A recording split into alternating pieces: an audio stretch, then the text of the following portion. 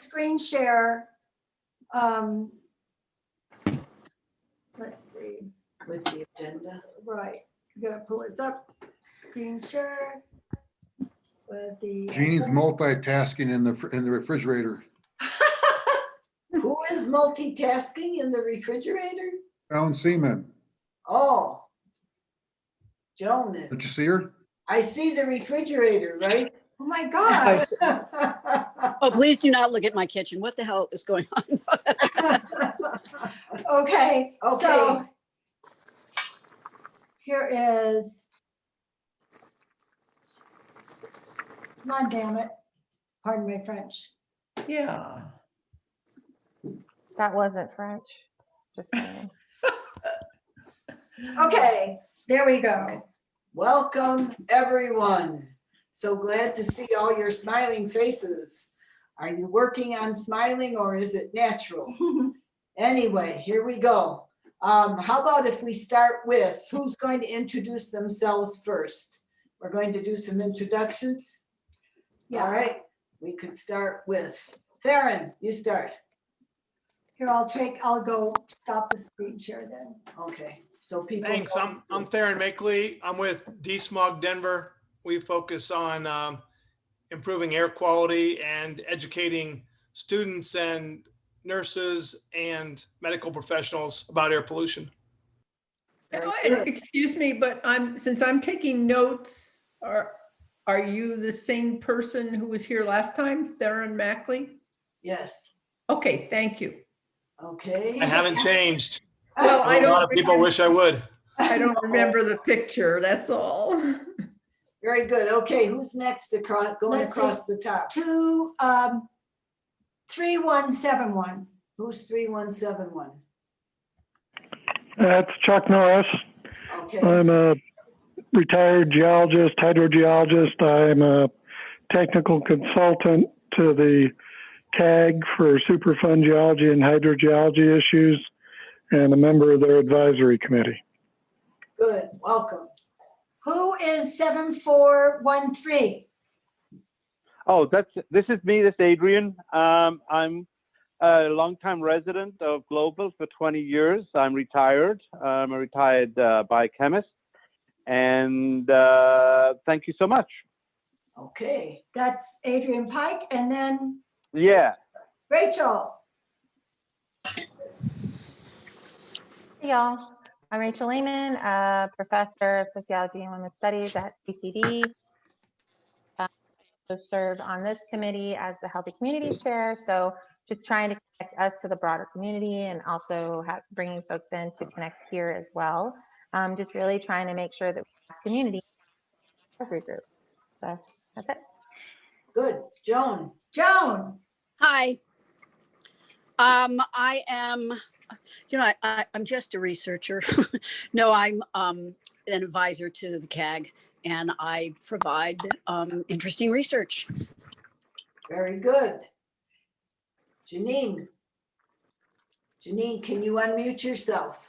Yeah, I'm Janine with the State Health Department and I work with Fonda. Is that CDPHE that you're with, Yes. Janine? Okay, just so It we is. connect some letters. Okay, next. Alphabet soup. Okay. Okay, Ian.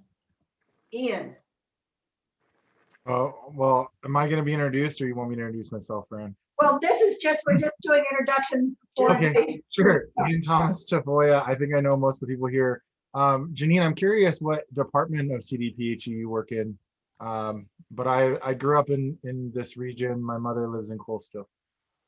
Yeah, I'm in the Hazardous Materials and Waste Management Division. So we partner with EPA on this site on Vasquez Boulevard, I-70. very good. And I also have family ties to the general area. My grandmother lived in Globeville for decades. Ah, nice, nice. Wow. Nice to know.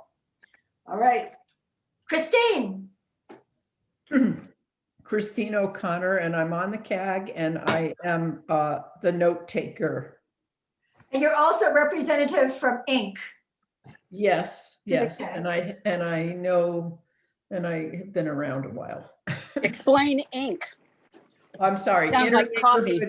Inter-Neighborhood Cooperation, INC, which is a group of many neighborhood organizations throughout Denver.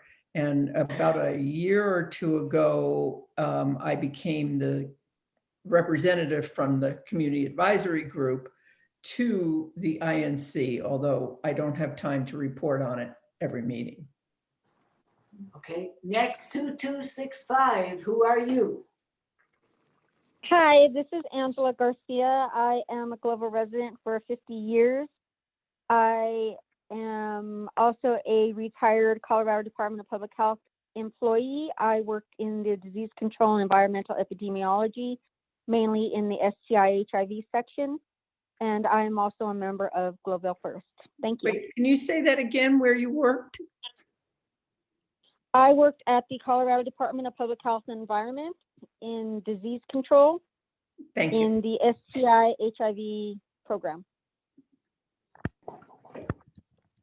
Fonda. I'm Fonda Apostolopoulos. I'm a project manager for the Colorado Department of Public Health and Environment. Sure. Janine. No, this is Jennifer. Jennifer, sorry. Jennifer, are you there? Can you unmute? Yes, I'm here. Sorry.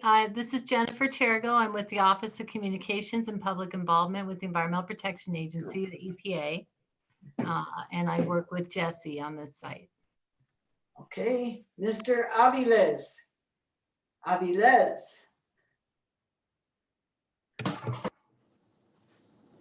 Hello, everyone. I'm Jesse Aviles. I'm the immediate project manager for the site.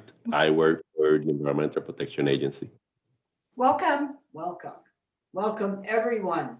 We're going to take a look at the agenda, and we're ready to hear from Ian Tafoya, who has become an advisory person from the Green Latinos. So the floor is yours, Ian. What would you like to say? Bridget, would you still like me to cover just my conversations around the Biden transition and the environmental justice components? Yeah, you could give a little bit of, I'll just read this. You began your career as a youth educator, and you've worked in 3 branches of local government and run for Denver City Council. He has directed campaigns for state offices and local initiatives. He received recognition for his work from both the Denver Regional Council of Governments and the Regional Air Quality Council. And he was born on Earth Day. All right, there's more, but but you can go ahead, Ian. Sure, absolutely. He's our newest member of our advisory board. If you want to stop sharing the screen, you could see my face, either or. I think I know a great many of the individuals here, but I guess I'll start by saying, if you're not familiar with what Green Latinos is a member-based organization. It's a national network of Latinos and Indigenous people that work on environmental justice, clean transportation, air and water issues, and public lands access. I am the very first organizer in the United States, and a huge honor. I built my career fighting the I-70 construction and trying to rein in the emissions from Suncor. And over the years, it's grown into taking on a whole bunch of other policy issues. I actually was just promoted a few months ago for my lobbying portfolio to include public lands and transportation. I was really excited about that because it was a great opportunity.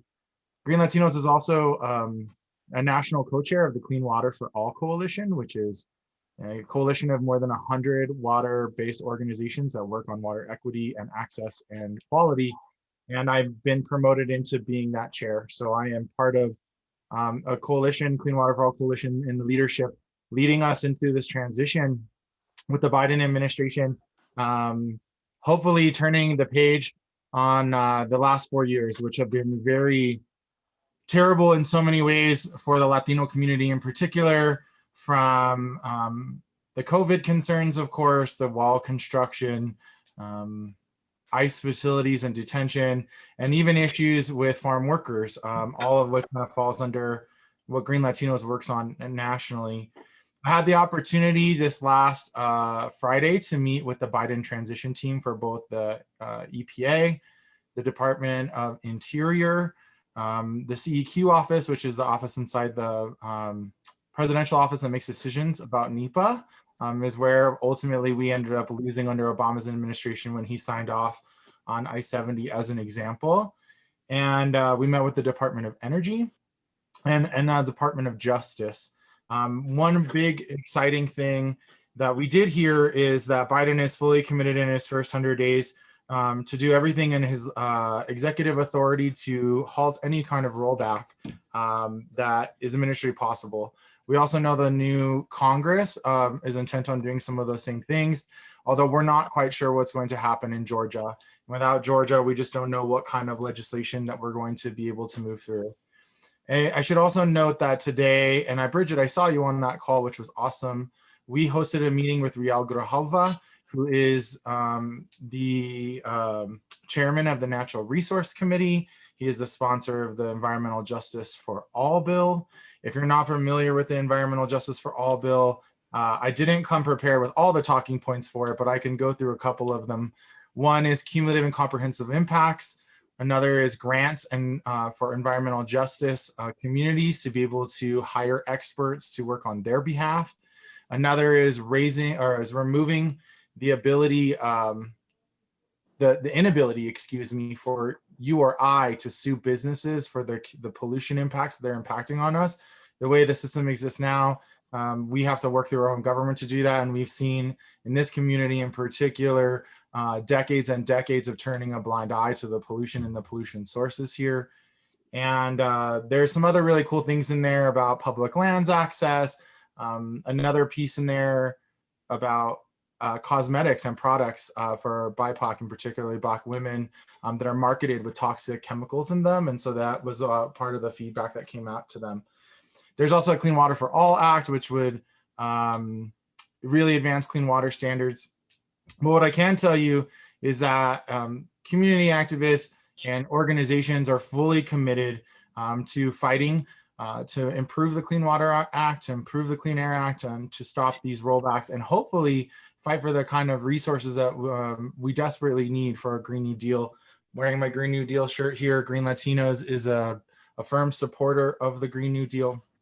But some of the exciting things that I heard in particular from the Department of Justice is we heard from the transition team that they intend to create a division in the Department of Justice for environmental justice to put the resources and make the polluters pay. And we're fighting to really push for as many kind of criminal charges as we can.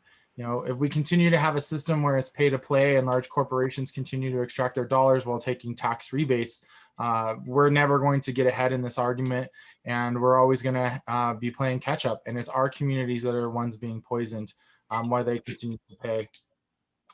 That was really exciting, and it's also something that I've heard mirrored here in our own Attorney General's office. I had a meeting just before COVID, and it was a shame. We were getting ready. Green Latinos was going to partner with the Attorney General's office to host a series of environmental justice roundtables across the state of Colorado, as they also will be introducing their own robust environmental justice division, as I understand it. We did pass a law last year at the legislature that increased fees and fines for both air and water quality, and I think that's a really positive thing. I did want to take a second to really circle in on the environmental justice components, and these are the asks that we made of the departments, transition departments, as the Green Latinos was meeting with them on Friday. So I'm just going to read through with them, and I might stop in between if I need to explain some of these acronyms. The first one is to halt waivers on environmental pollution laws that have been allowed since the onset of COVID-19 pandemic in the United States. To require an expansion of translation and interpretation efforts to the public input process for fossil fuel developments and any process with the Environmental Protection Agency. If the EPA has established a protective measure on any hazardous substance, requiring the states to use this EPA standard of protective health instead of worker standards. Of course, we still would like the ability for states to have more protective standards. This is really meant to be a base floor. The EPA needs to revert its position on annual air quality monitoring plan revisions and consider them state implementation plan revisions and subject them to rulemaking and judicial review.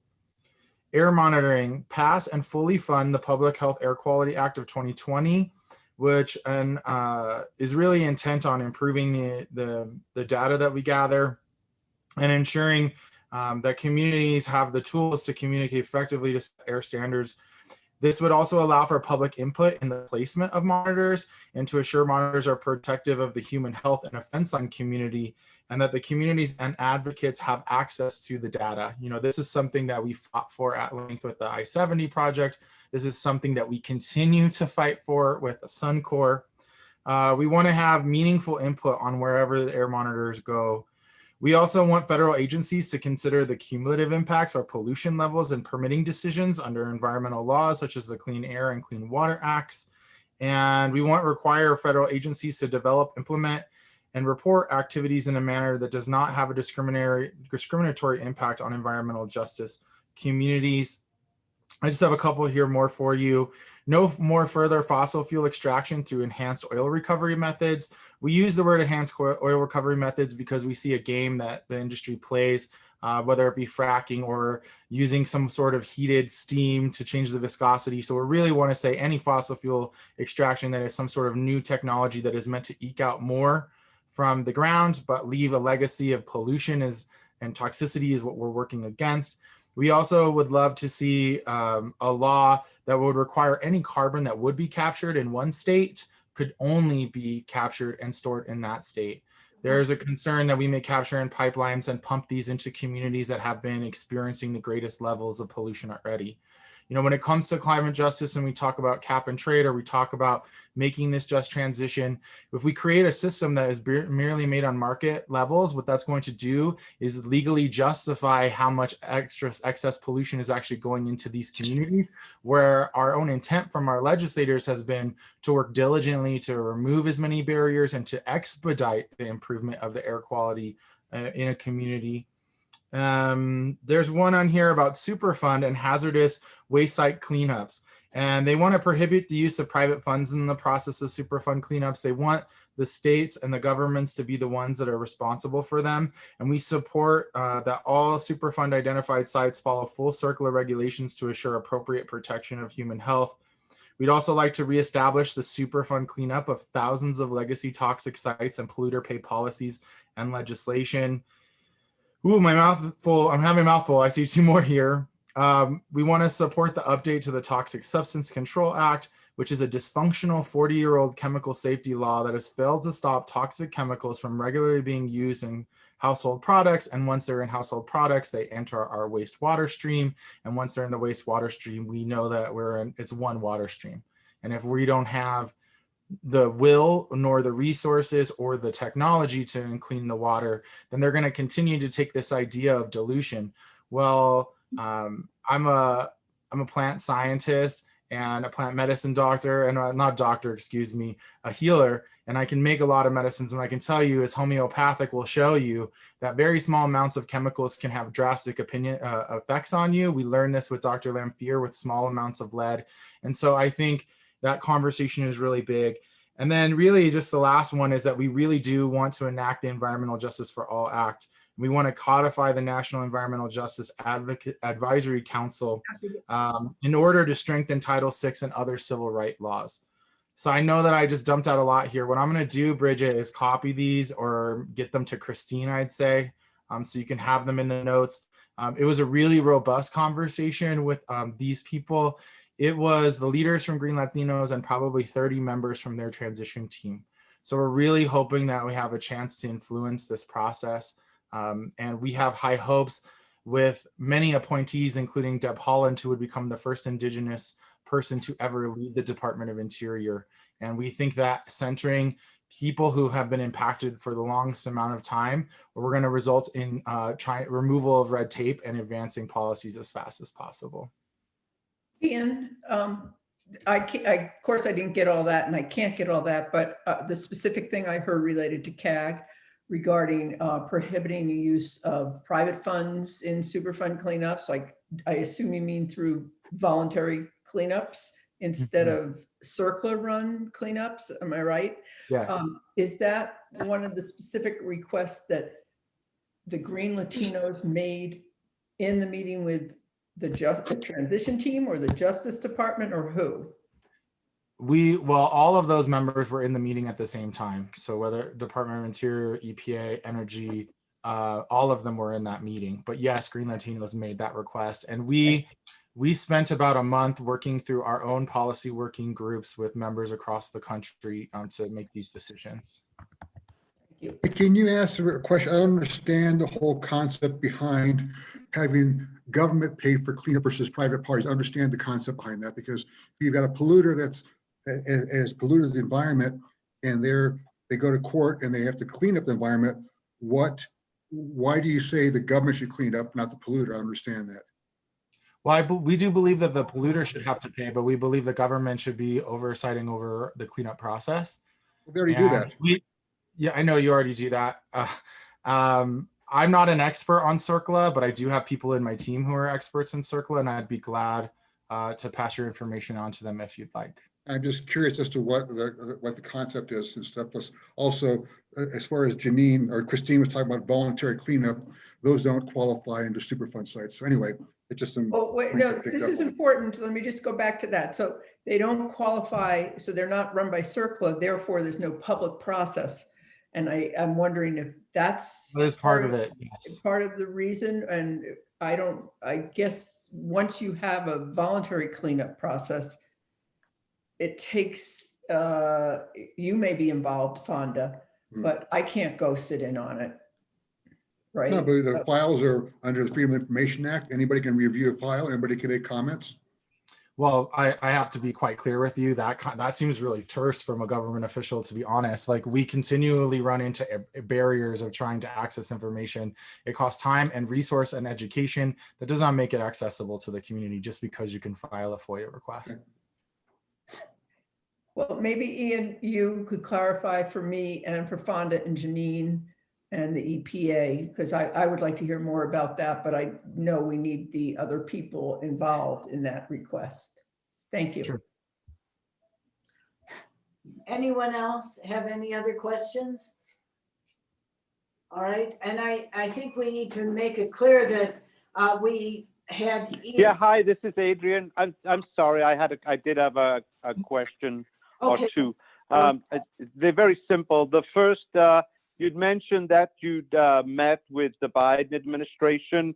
I was just wondering if you ever met with the Trump administration. If I personally had a chance, yes, I've met with. Well, the group, your group, as a similar kind of meeting as you've had with the Biden. I was just wondering, well, if it ever happened. Yeah, if you go back 4 years ago for the first transition, we definitely had a chance to meet with some of the incoming members. I wasn't working for Green Latinos at that time, but we definitely did have a chance to meet with them. Okay. And, we work through regulatory process on a regular basis. So we did work with the Trump administrative appointed people over the last 4 years. Okay. And the only other question I have, my understanding was that the EPA has been pretty much dismantled staff-wise. So do you know if they're going to restaff it to its capacity as it was prior to the last 4 years? It's really interesting you say that. That topic did get brought up about the need to increase that. Obviously they're not making any commitments to us yet, and they haven't, gone through any sort of budget cycle, but there definitely appeared to be a commitment to not only providing more staff to be able to look at what's happening here, but also to provide grants so that states and localities can do a better job in this work as well. Okay. All right. Thank you. Jesse Aviles, have you heard anything about restaffing or new staffing in your position? EPA has continued to hire during the Trump administration, so I don't expect that will change in the Biden administration. You think the same people will stay in the EPA as are there now?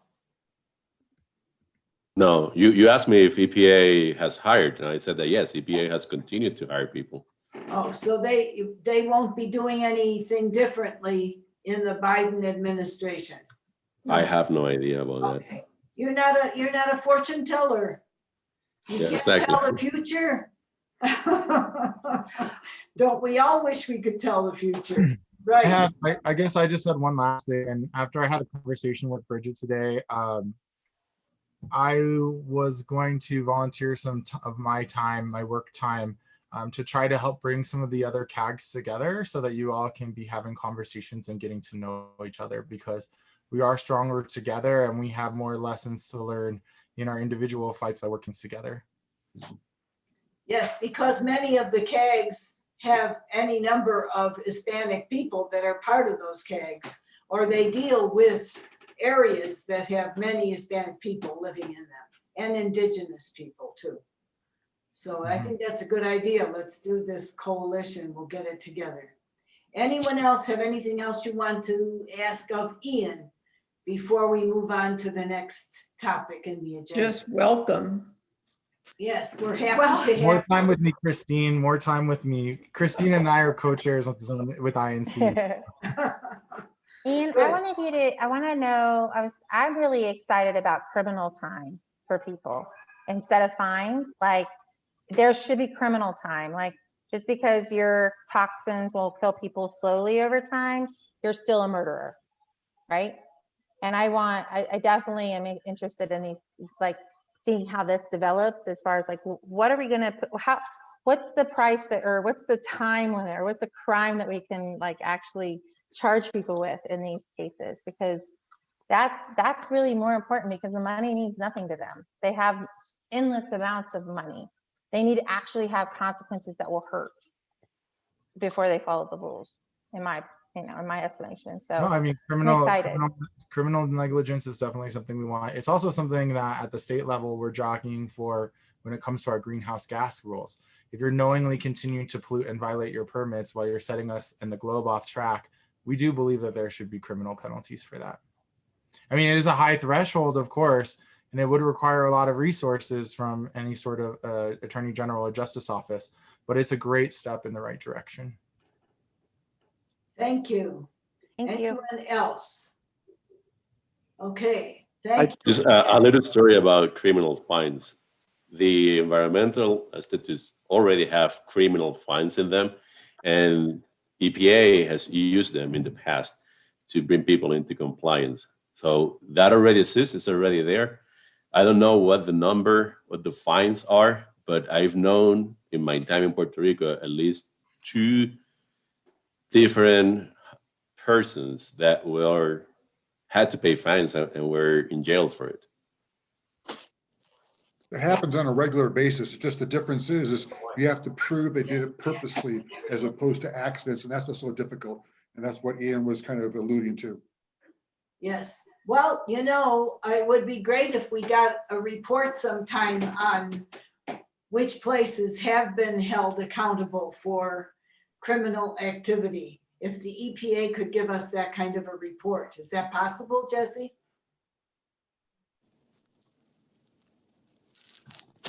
I do not know, but I can ask. Okay, would appreciate that.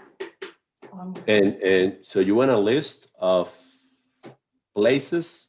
Yeah, and what they have been charged with would be very helpful for us to know, because it seems we get a sense all the time that people get away with whatever they get away with, and literally murder at times. So that would be very helpful.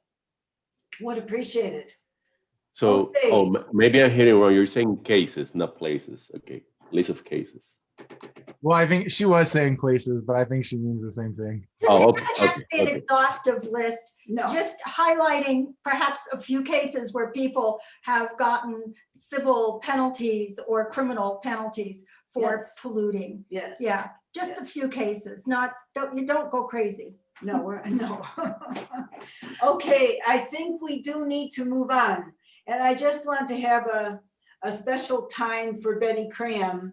In case people don't know, she died within the last month.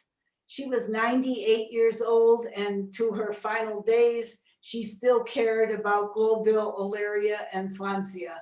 She really wrote letters to all kinds of people with regard to the widening of I-70, and she was just always a caring person. She was on the stockyard the Western Stock Show Committee for years. There's a street named after her over on Humboldt. And she was just really a very, very special person. So I just want to remember her today. Thank you, my voice. Okay, and before we go on Yeah. to agency reports, I just want to bring up the minutes. I know probably not many people look at how much I write, and I write too much, but I sent them to Bridget and Fran. I'm assuming they at least reviewed them. Can we have a vote on the minutes? Just, I also included them in the newsletter, Christine. yeah, they are at the bottom of the newsletter, but it's just good if we could start approving them right away. I think we're a few months behind on approving No, minutes. We approved the last meeting, I think. Well, at any Okay. rate, so let's have a motion to approve the November meeting minutes that we assume people took the time to read because they were in the newsletter.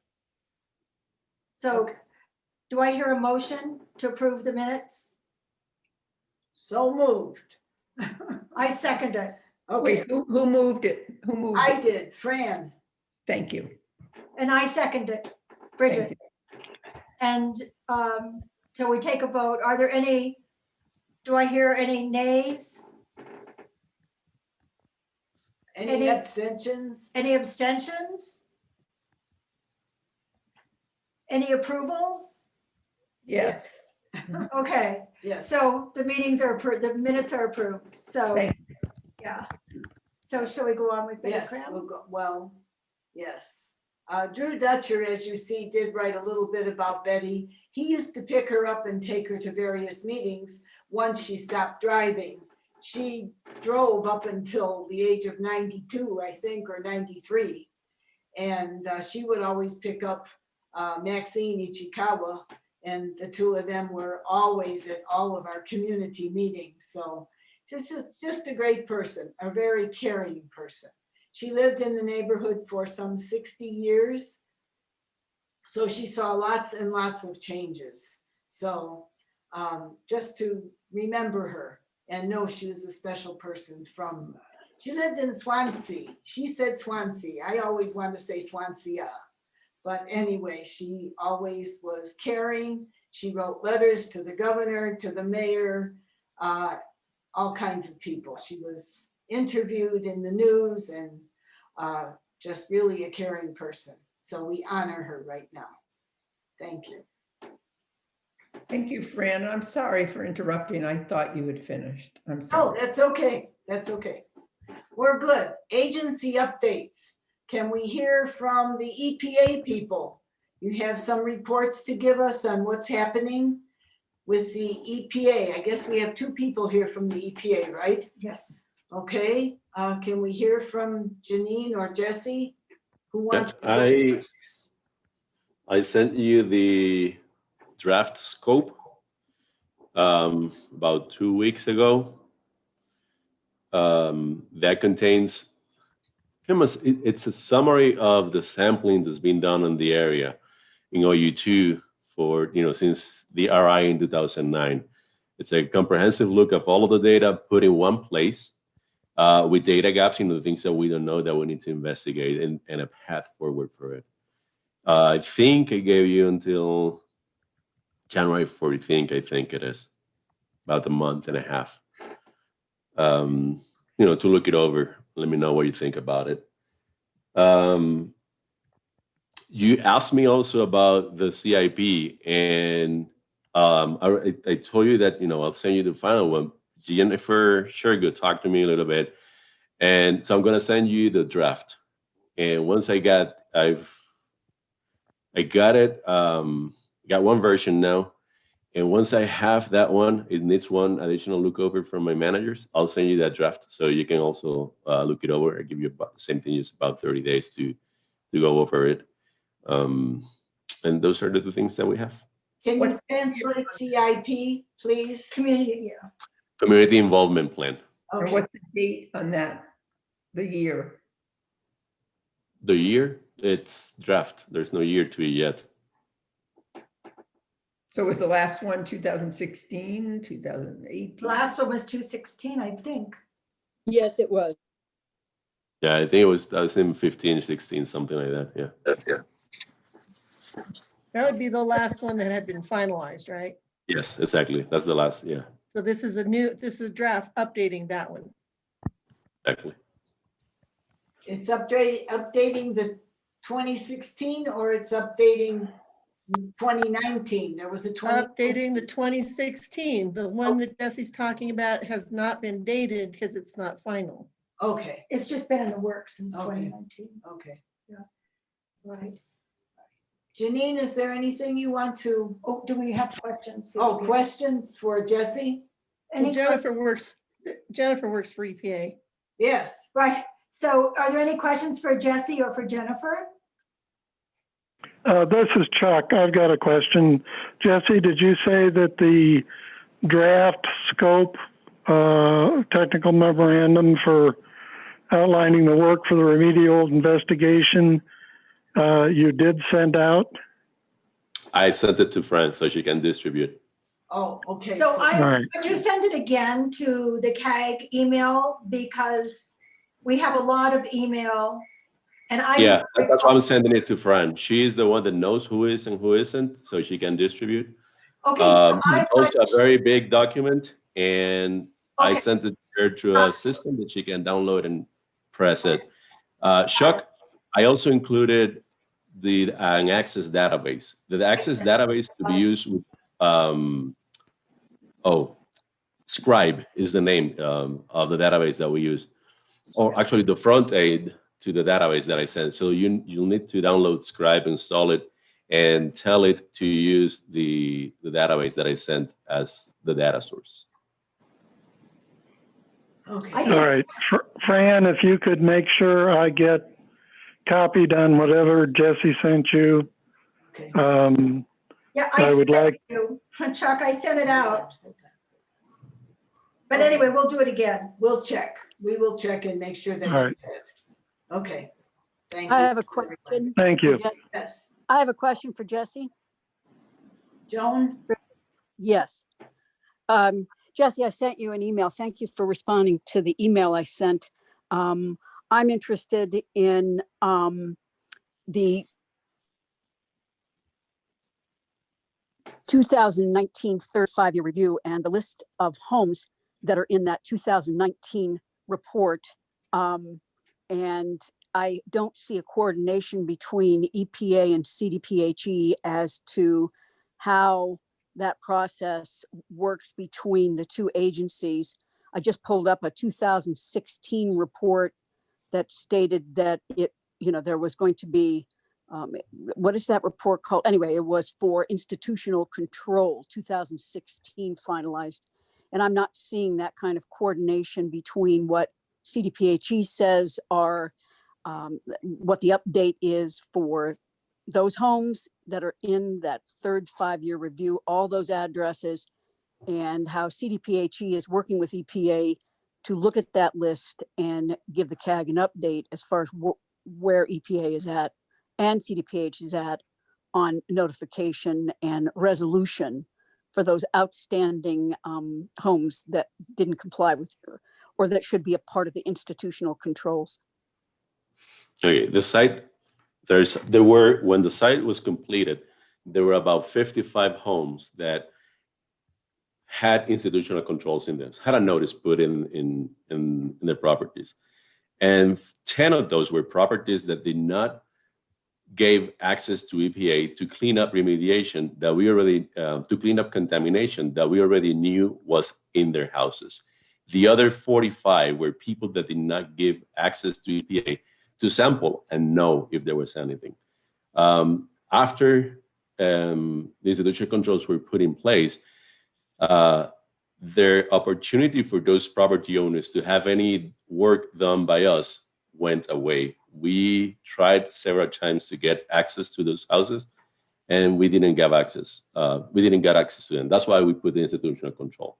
The idea of the institutional control is that whenever there is a change of hands of those properties, the new owner, knows that the house was contaminated, if it was one of those 10 houses, or we didn't knew if they were contaminated or not. So that they knew before they bought the property, because there was no recourse coming from EPA or CDPHE for those new owners. So what's been happening throughout those years is that CDPHE has been sending each year a notice to the property owner and to the property address, reminding them of that process and all of their condition pretty much. I checked for the 5-year review. I went and I checked that this was happening, and we updated the process. The one thing we made sure was that first we wanted to have a notification in Spanish. There's a chance that there is someone living there that doesn't speak English. Is high. It's a Hispanic population. So we asked CDPHE to include a version of the letter in Spanish. And we also ask that they check if the owner of the property had changed. And if they had changed, that they send a certified letter to the property address and to the new owner, so that we are sure that they knew or that they know at this point that they bought a property that had that environmental condition attached to it. And that was fixed during this year because Fonda sent it. I think the only thing that we didn't send was a certified letter, but we catch it, and Fonda is going to correct that for next year. And just to clarify, one thing is we're going to send certified letters to every home, not just homes that have changed hands. Okay, so he's doing a more thorough than I asked. So Jesse, I have one question. Well, Jennifer, let me get, can I, one second, Bridget? I apologize, Bridget. Go ahead. Well, Jesse, what I'm interested in is that SKIO did that audit in the 2019 report. They did it July of 2019, and they found many of those homes that were not in the Denver database. And so that's why we wanted to get an update between CDPHE and EPA, something that the CAG can look at, and homeowners that live next. There are people that now know that they are on a list for 2019, the third 5-year review. And many are not aware. So if we could get review the actual list and have EPA and CDPHE confirm from the 2019 reports, 5-year review, that those addresses have been followed up. Lastly, there were people that said they weren't aware that EPA would not ever help them clean it up in case they found. There were some people, as you said, had no idea, who've been living in these properties that speak Spanish. They had no idea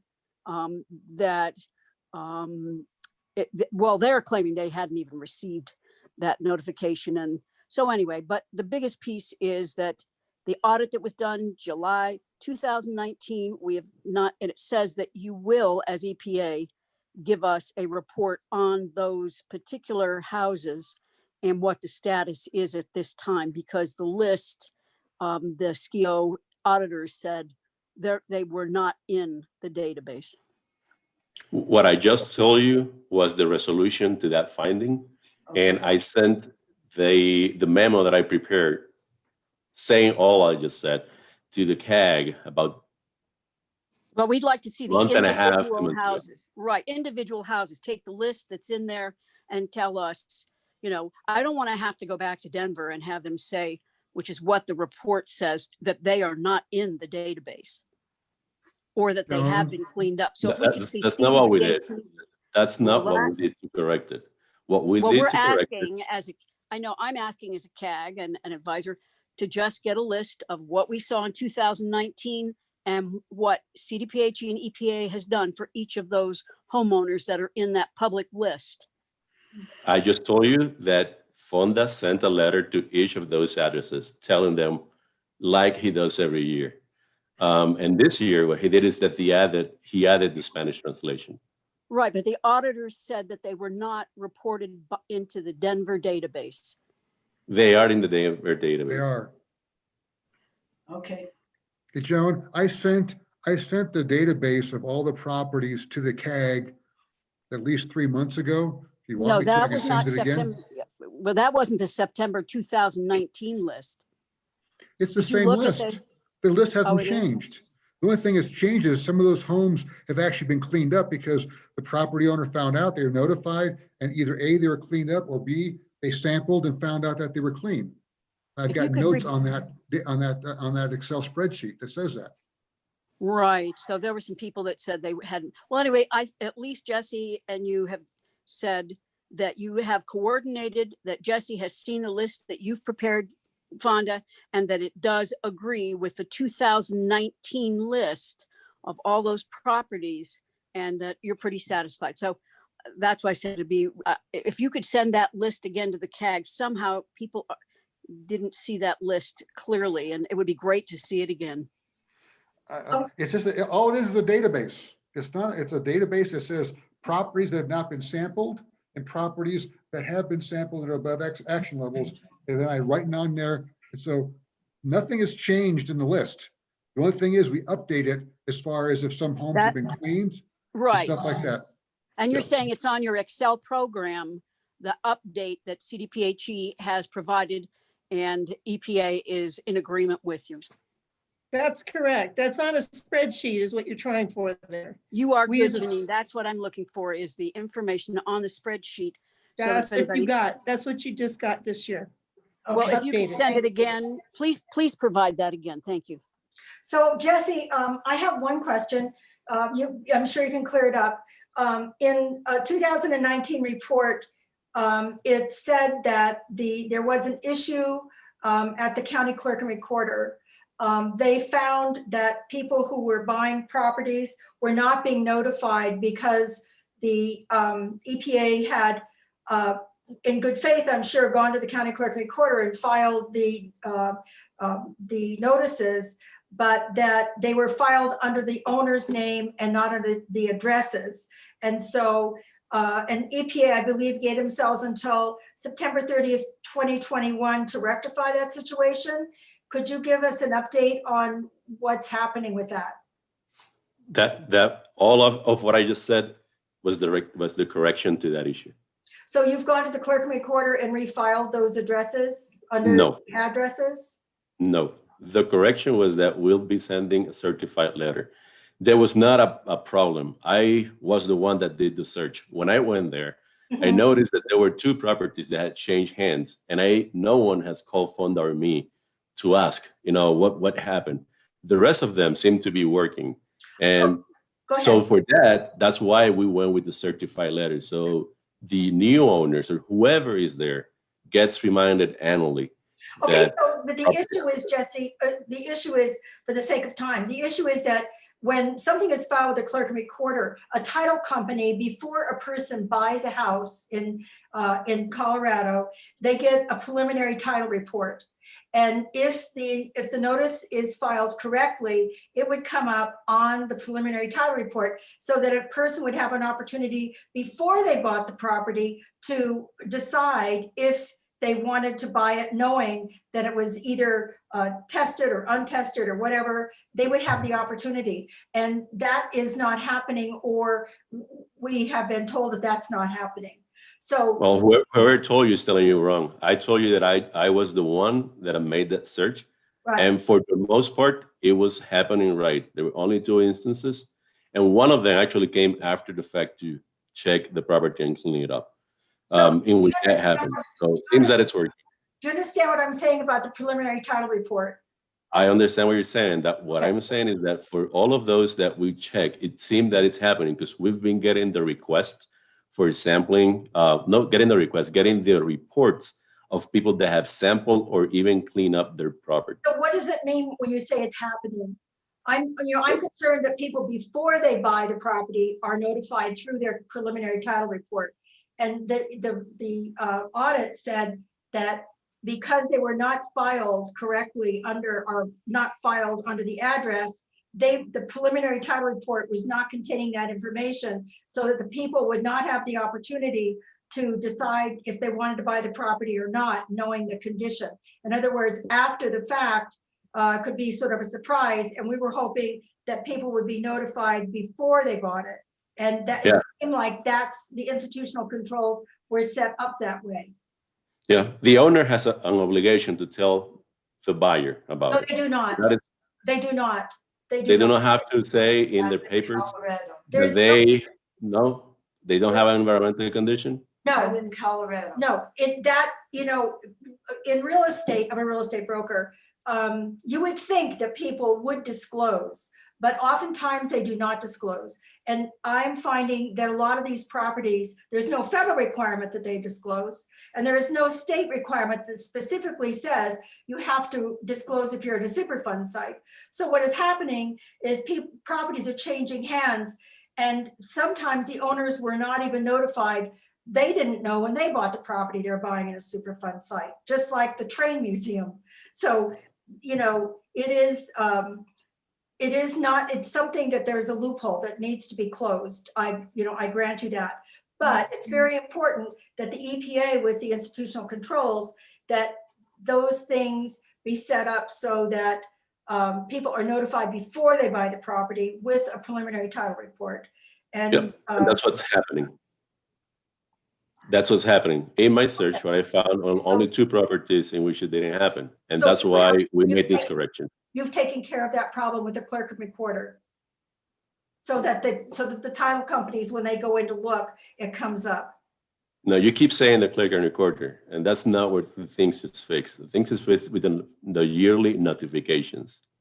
Right, but the audit specifically said the problem was what I've described. So we can continue this conversation. I'll just send you a memo and maybe you can respond to it, and I'll send you the documentation.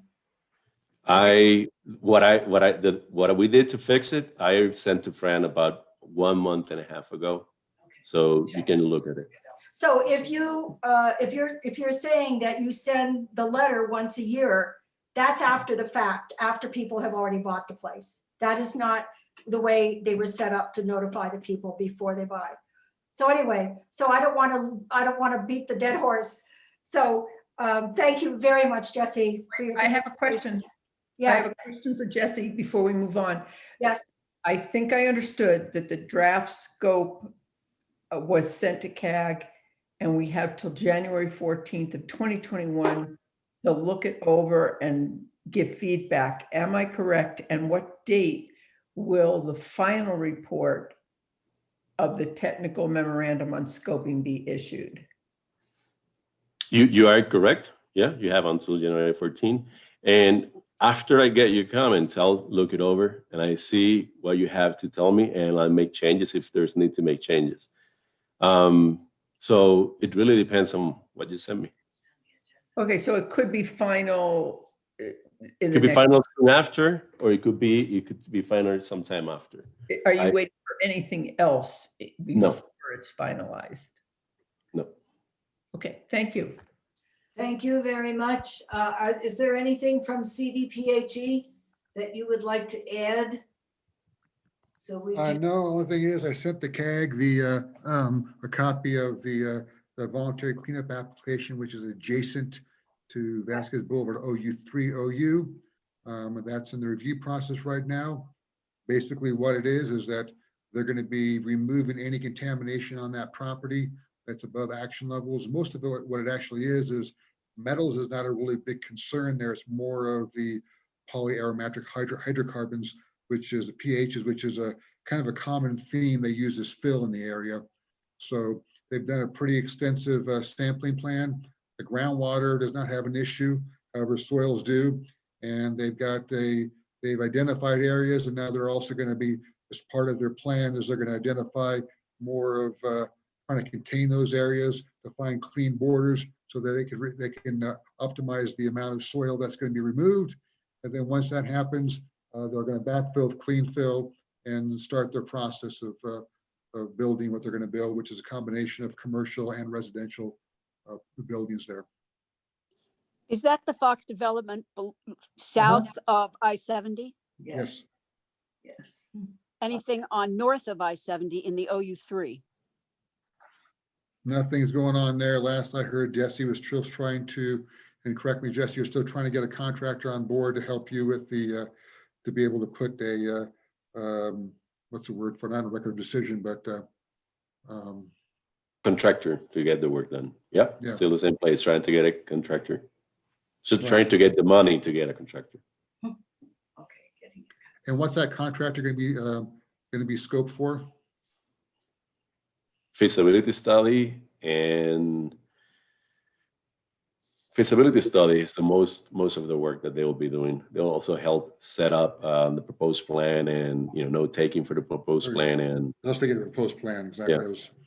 I was Under just what's drawing a blank there. the contractor being scoped for? feasibility study. What would be the options to clean up the site? Feasibility studies, did I hear that right? Yeah, Yes. feasibility study, yes. Thank you. One last thing to Fonda.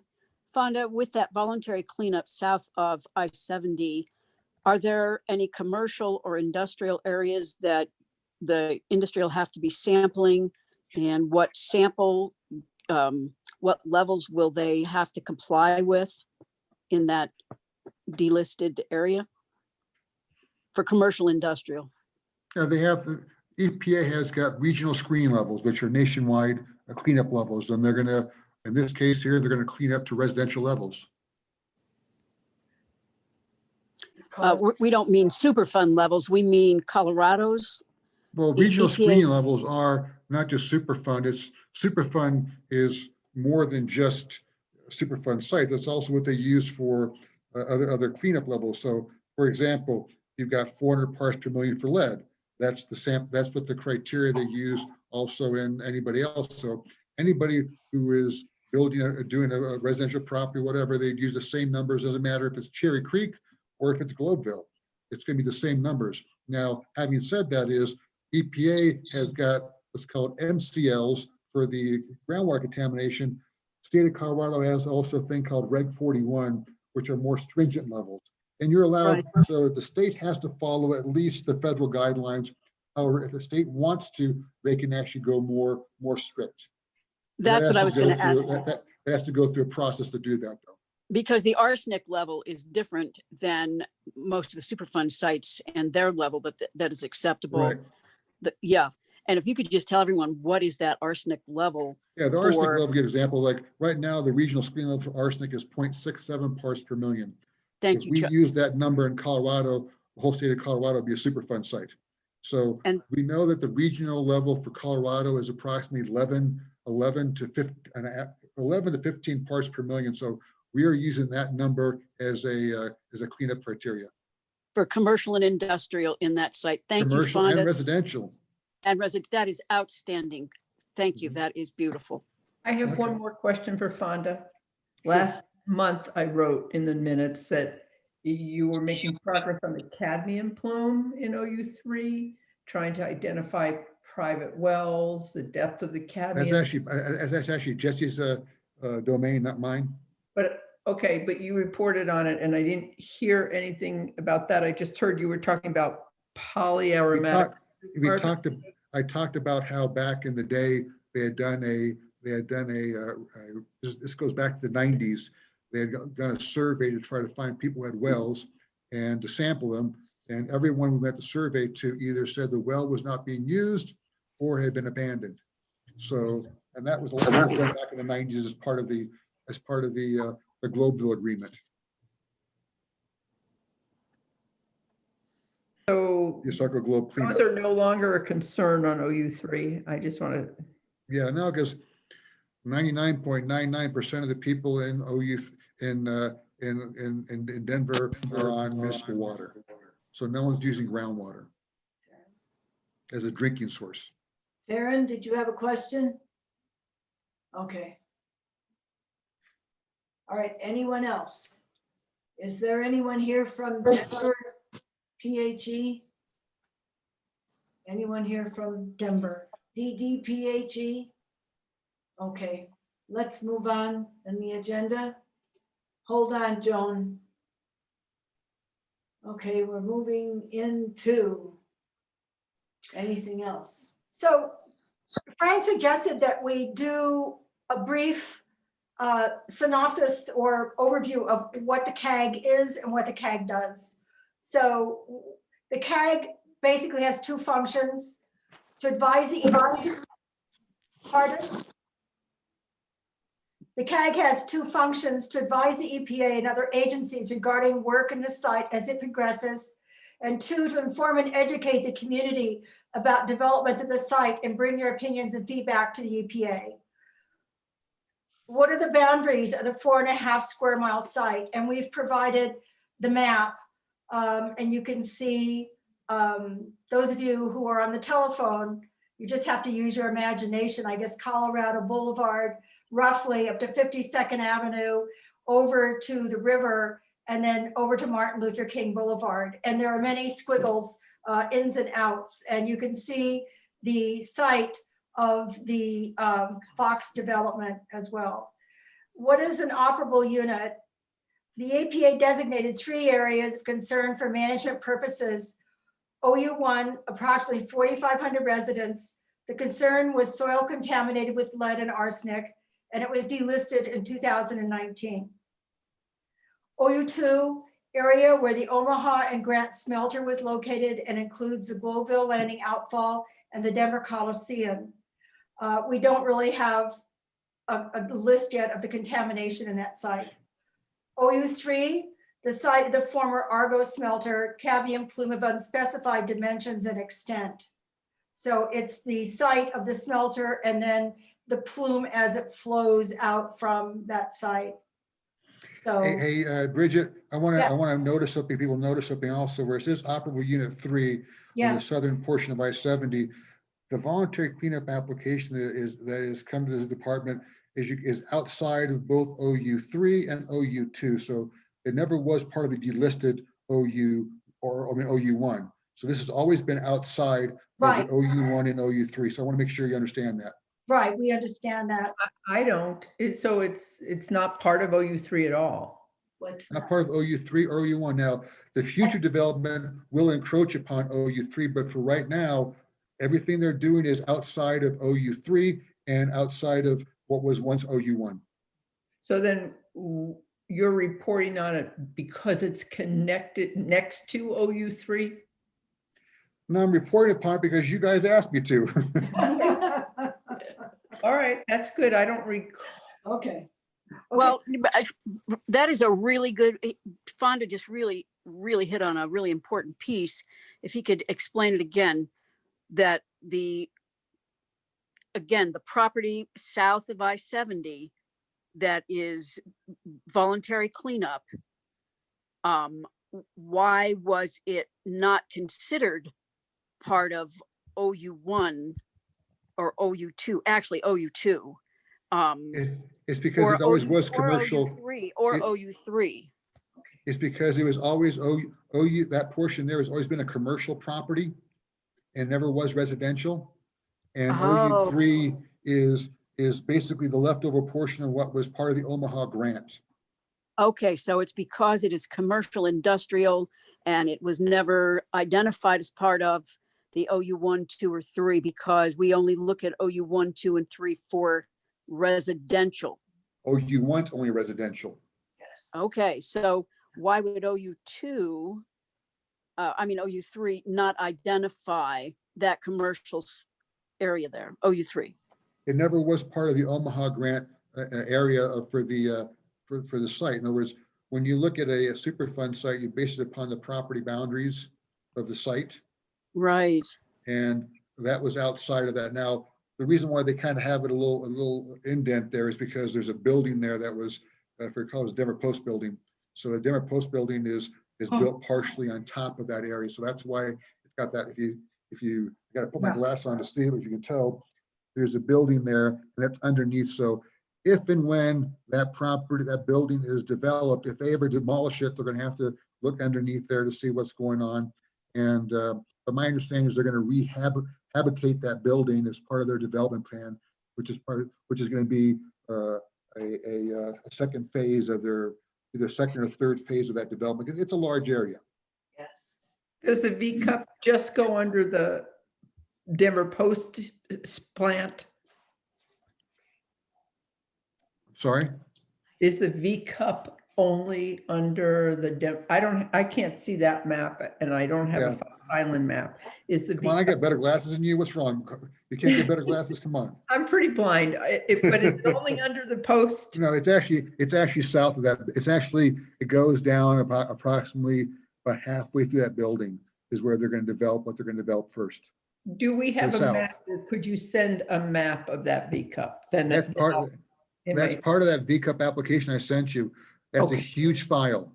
It's nothing that I can take out and make a copy of one page. So Okay. it's a pretty huge file. I know that Tracy helped Fran download it. So I would say that Fran can be able to send that to you, because if I send it to you, it's not going to go. I can't get it to go through because how big it is. Okay. Fonda, one last thing, the operable unit 3 that you've identified south that we're looking at, that is residential. Is that correct? It didn't No, look it's like it was commercial. residential. However, as part of their plan is they're going to do both commercial and residential development there. Okay, so where the Denver Post building is, that then is a different set of contaminants potentially that you would be looking at in the V cup. We look at everything. Yeah. So as part of the voluntary cleanup, I asked for full characterization. What I mean by Yes. characterization is I want soil samples and not just surface, or it's surface at different intervals. I look at groundwater. I look at vapor intrusion if there's a volatile organic compound. So we look at all the exposure pathways. Well, it did just seem so interesting that operable unit number 1 and 3 were so close to that one piece of property that you're looking at that's a V cup that wouldn't have been considered part of anything to do with the full Vasquez Boulevard Superfund site. So that's why I thought it would be an interesting study to see what you're doing with a V cup that was in the middle of an OU1 and an OU3 cleanup for. If anything, they actually have a much stringent number. We don't use a 70 parts per million for arsenic to clean up. I use a 10 to 15 part per million cleanup number. So it's actually much more stringent. That's exactly right, Fonda. I thought that's what the public needs to understand. That one piece of property has more stringent standards than the one just north of it with OU3 and OU1. So we're looking at not just learning.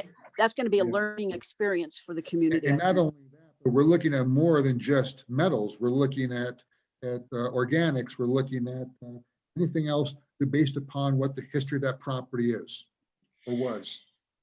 And would you ever consider that some contaminants might have moved to operable unit number 3 or operable unit number 1 from that one piece of property? You have to understand the time frame of the Argo. It goes back from 1870s to about 1920.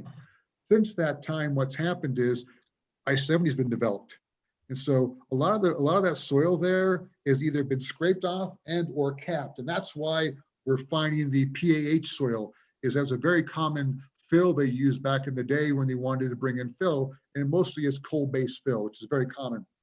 So the good news is a lot of these areas are actually getting a much deeper, a much better cleanup overall, because we're not just cleaning metals, we're cleaning up everything. So they have to pass everything as far as, when I look at it, I'll give you an example. They'll ask for all the metals. It's called RCRA 8 metals and more, if depending on what the use was. We'll look at all volatile organic compounds. If it ever was a farm or something like that, I'll look at pesticide herbicides. If there's ever gasoline, we'll look at the BTEX, which is benzene, toluene, ethylene, xylene. So we look at every possible contaminant that may have been on that property based upon the use. And what they do to do that is they do a phase 1, which is a history plus. Part of the phase 1 is they look back at what's called the insurance maps. And the insurance companies did a really good job of basically mapping all of downtown Denver, and it goes back to the basically turn of the century. And so it, based upon those maps, will tell us what has been there and what was operating there too. And based upon that is how we determine what should be characterized as part of that property, determine if it needs to be cleaned up or not. Thank you, Fonda. I hope I Excellent. didn't say that too quickly. No, that was excellent. Okay. Are we good? Anything, any other reports, questions, whatever? We can, I think we need a motion to close the CAG part of the meeting so that we can say that we are not bringing other things into the CAG. So I would just like to say that in January, we're going to have 2 featured speakers. The University of Colorado professor Jill Lindsay Harrison has written a book recently on environmental justice, and she's going to come and address the CAG. And we're going to have probably 15-20 minutes from her, and then a Q&A. And then Chuck Norris, our technical advisor, is going to give us a report on the Denver OU2 report that was sent to EPA. He is scrutinizing that, and he will have his comments and suggestions for us and for the agencies. And so we hope you can join us, and Happy New Year. And we're so grateful that you're all here, and we're looking forward to a happy 2021. Thank you. We need a motion to adjourn the CAG meeting. I make a motion to adjourn the CAG meeting. We have a second? You can second it. I guess I second it.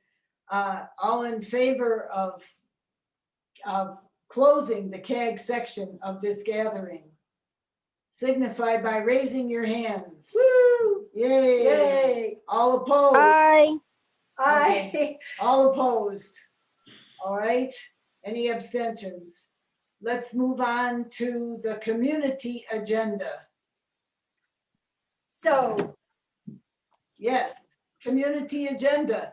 Can we just ask anyone who's here, do you have any community concerns that would be outside of the CAG? updates or news? Or news, anything?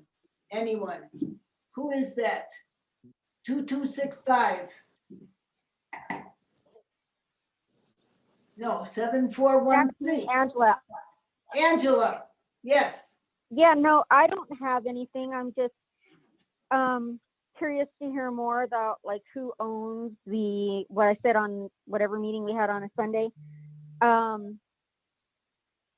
of who owns the Denver Post site so that we could get a little bit more information about them, and how we can get information out to the people who live and work in that area to know what is happening there and when it's going to happen, etc.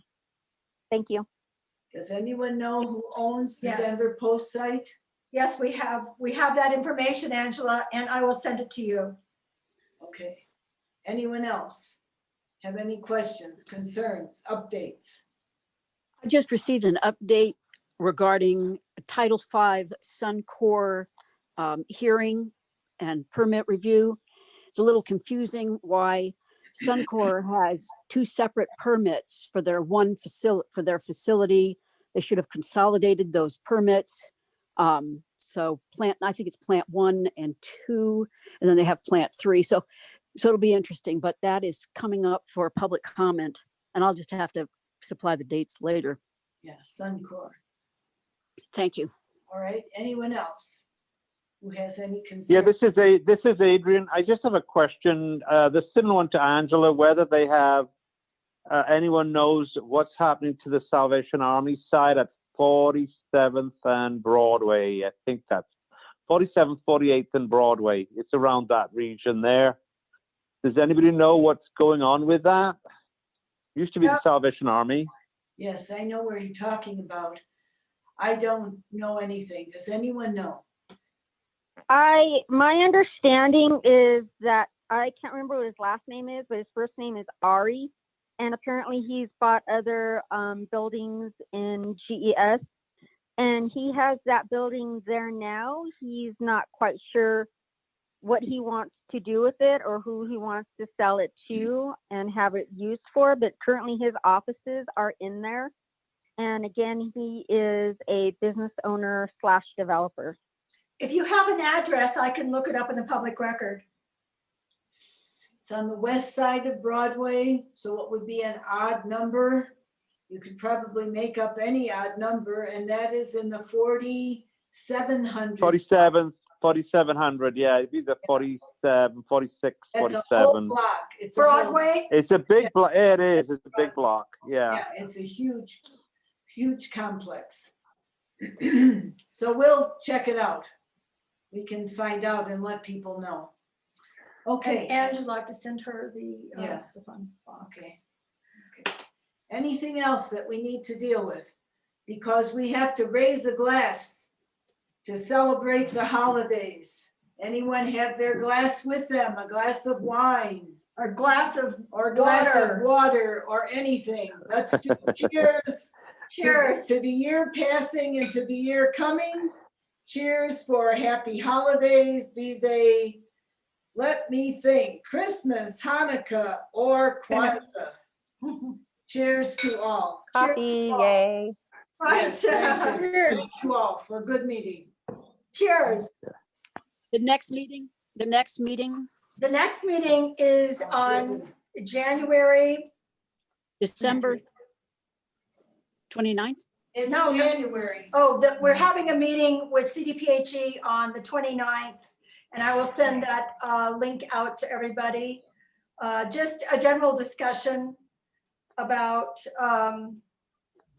let's see, just a general discussion about accessibility to documents and so forth. I think Jesse has probably cleared up some things for us with his offer to send us the draft of the community involvement plan.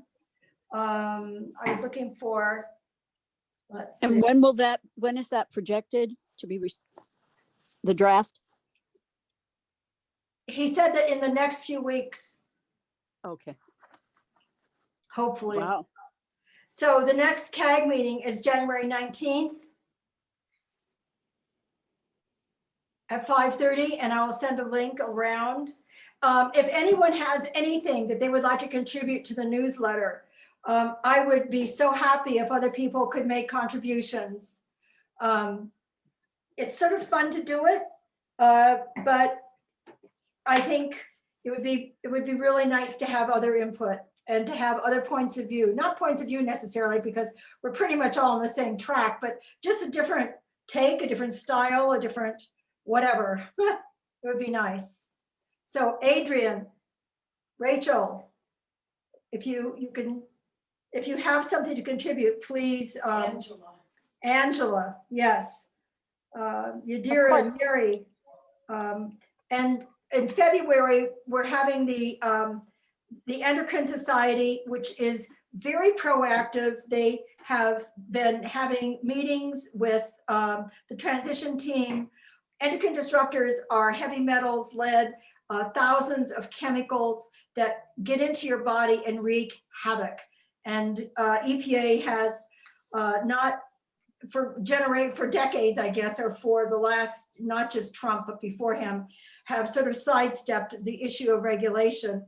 But they do wreak havoc in our bodies and in so many different areas. And so the Endocrine Society, I contacted them because I've used their materials and I've read all of their information voraciously to get a handle on what things like lead and arsenic and other chemicals do to your body.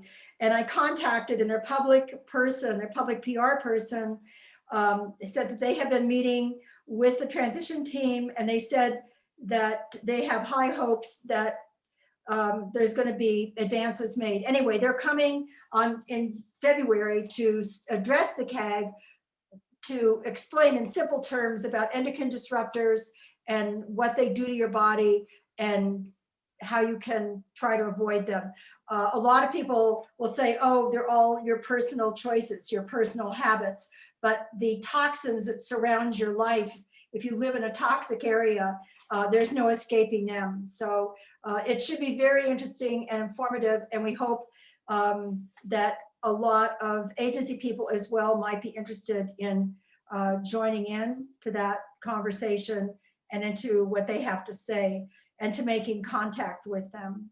They're 18. Yeah, Bridget, I think we should make a real intentional effort and divvy up that responsibility and find out the people that we want to invite in groups, and maybe reach out to the Inc. as well, and other RNOs and other orgs. That would be a really useful, and it would just be very informational. And we Yes. can maybe know then a little bit more about what this, with this new administration, what they're, what they're going to do. And so it would be kind of like a new start, new fresh, like here's, the new administration, new EPA stuff, all of those things. Like, so I think that if we can put some intentionality around that, that would be really good. He did say that that they had worked with Kamala Harris. Is it Kamala Harris, and that her mother had died of breast cancer. Her mother was a famous Indian woman who did bio research, and she died herself of breast cancer. And she sort of turned the world on to endocrine disrupting chemicals as having a role in breast cancer and other cancers, I guess. And he said that they have worked with her, and she really knows what endocrine disruptors can do, what chemicals, man-made chemicals and heavy metals can do to a body. And he said he's very, very hopeful. Also on the environmental justice scene, that she is a champion, I heard, of environmental justice. So their talk should be very interesting, and they are thrilled that we are using their materials. And they are just so excited that we have invited them. I mean, go figure, but so, yeah. So we also want to get the word out, and we want to invite as wide a community of people as we possibly can. Can we make a motion? Also, the Green Latinos wants to partner with us, or they want to invite their members to come to our Jill Lindsay Harrison, the environmental justice speech in January. So the more the merrier. Right. Yeah, so we'll get together and we'll lay a plan out. Bridget, did you see the recent email that was sent to you from Megan from CDPHE regarding PFAs? Yes, right. I did. Did you want to comment on that, or that was a pretty amazing email? Explain what PFASs are. Well, no, what she was saying about the regulatory process right now, which is really fascinating. But we can talk about that later. But it was an amazing email, and I'm glad that she sent that to you. Right, and it was about the water, et cetera, et cetera. So right, about the regulations and how there's an assumption that it appears CDPHE may be testing wastewater for PFAs for crops. And so there's still the debate about whether the wastewater should be sprayed on the school garden, Right.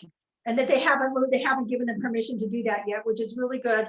And Colorado School of Mines, the PFAS are chemicals. There are over 5,000 of them that are man-made. Many of them are unregulated, and they have a devastating impact on humans and on the environment as well.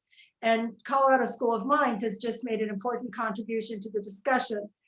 They've been doing research and have found that PFAS are taken up into plants that people would eat, and there's a great debate about the health impacts and so forth. So anyway, so we are going to have an exciting 2021. Anybody that has any suggestions for speakers or for subjects or topics, please contact us and let us know, because the world apparently is very anxious to speak to the communities, especially communities of color and low-income environmental justice sites. If I can just add that the end of this year will be the time, the deadline for applications to get money from the Suncor fines. And that's an important piece also for the community, because we're talking, I mean, Theron, you can probably explain a little about what your grants are, or that you're working on. I think that would be helpful for people to be aware.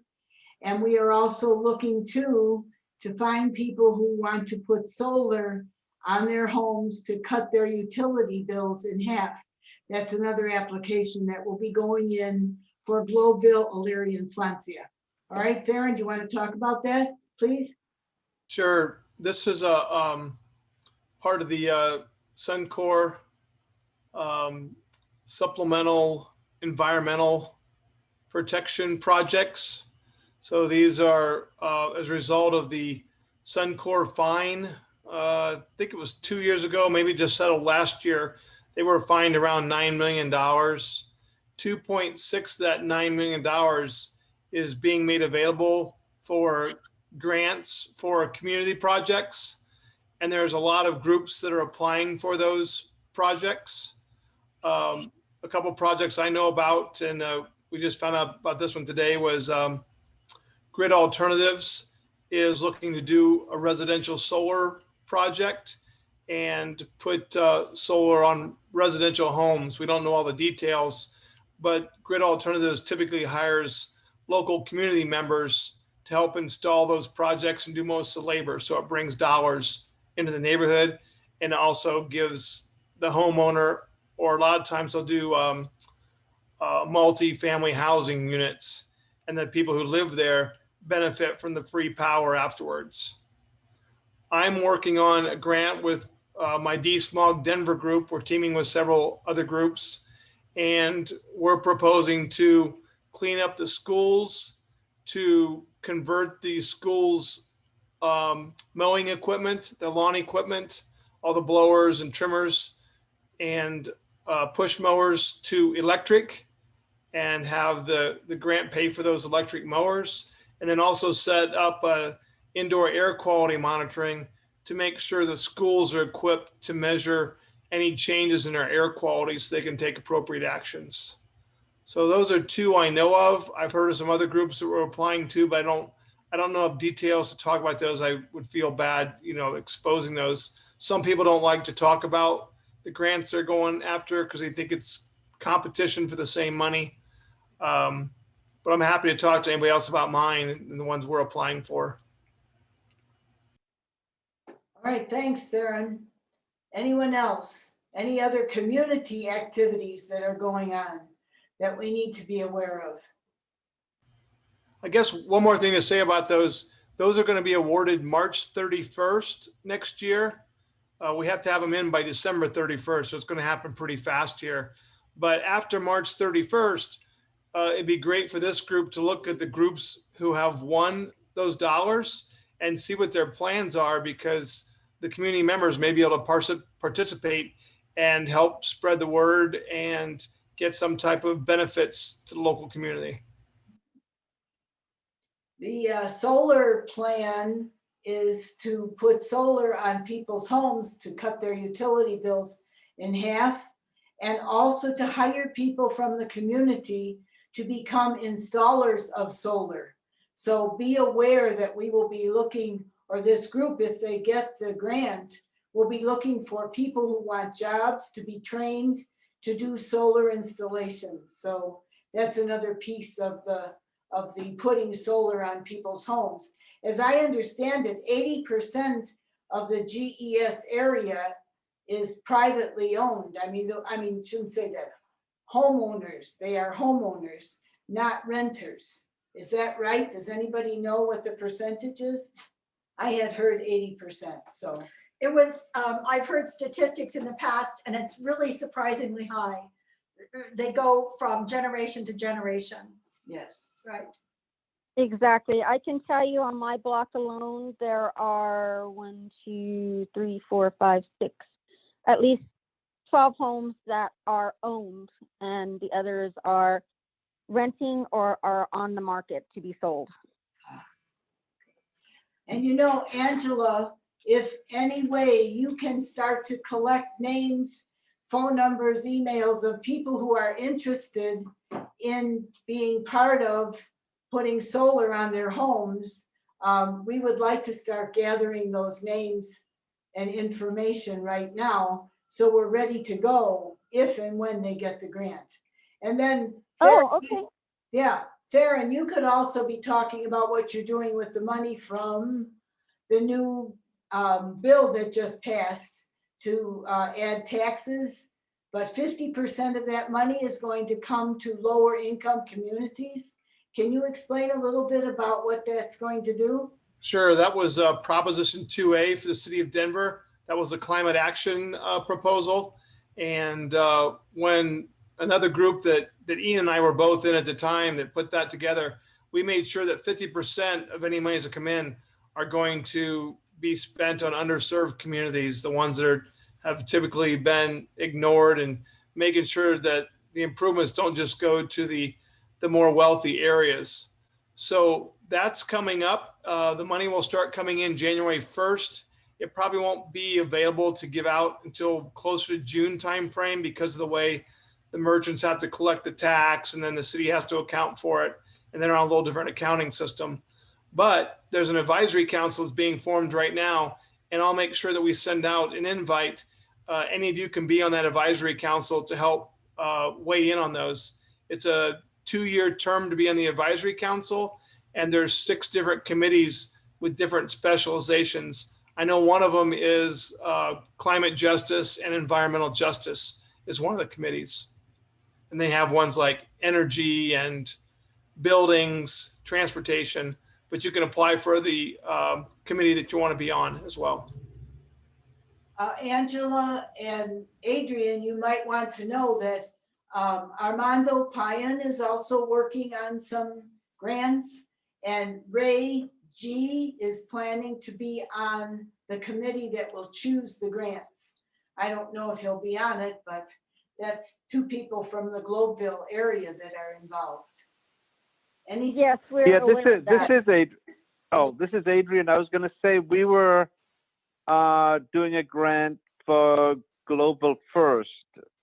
I don't know who the speaker was. They were saying, sharing information about grants, and I guess it is competitive. So, but that just for you to know that we are hopefully will submit a grant before the end of the year from not just Global First, but GES. It'll be for Global Area in Swansea. Great, wonderful. Angela, did you want to say something? Angela? No, we were aware that Armando and UCAN actually is going to do the grant. And as Adrian said, Global First is working with other organizations for a grant as well. And we will see how that works. Okay. But I wish everybody the best for the grants from Suncor. And as long as the communities receive the things that are needed to help them. And I personally feel that Suncor should have put more money and should be giving, every time they have a quote unquote accident, that more money should go into the pot. And I did bring that up on a phone call that I had earlier this summer with them. Thank you. Good. Do we know where the other Absolutely. 6.4 million went of that? I mean, that was a $9 million settlement. They took it back to Yes. use. Yeah, they took that back. That's why there's only 3 million left. That's right. They put it. Yeah, they're using it for mailers, etc. Training. To give people information. Yeah, training for themselves, that kind of thing. Yeah, they took it back just specifically for Suncor. If anyone wants to complain about that, feel free to do so. Contact. That's a lot of training. Yeah, it's a lot of training. Well, they're supposed to be upgrading and getting rid of some of their pollution. But the fact is they can never do that because it's just the part of the producing the product. I still want to go and demonstrate in front of the Canadian Council here in Denver with wearing red oak leaves or maple leaves. They're maple leaves. Red maple leaves. To say what? To say that, take your crud back to Canada. Yes, that's Yes. that's Yeah. Suncor. Yeah, and to complain to the Canadian Council and also the Canadian government that you're here polluting our communities. I think that might be a pressure point that wouldn't take a lot of effort, that should not be overlooked. but COVID came along, so all the little maple leaves couldn't congregate in front of the council. We will do that this summer, once people start getting some immunity to the COVID, Right, we hope. right. Okay, anything else that anyone wants to raise? Any other issues? Okay, then I think we call for a move to adjourn. Everybody, Right. I have a gavel, adjourned. Right, adjourned. boom, boom. Thank you. Okay, thank you all very much for being, Take care, y'all. Be safe. okay, Thank you, everyone. take care. Thank you, everyone. Thank you. Goodbye. We're good. Whew, whew, you gotta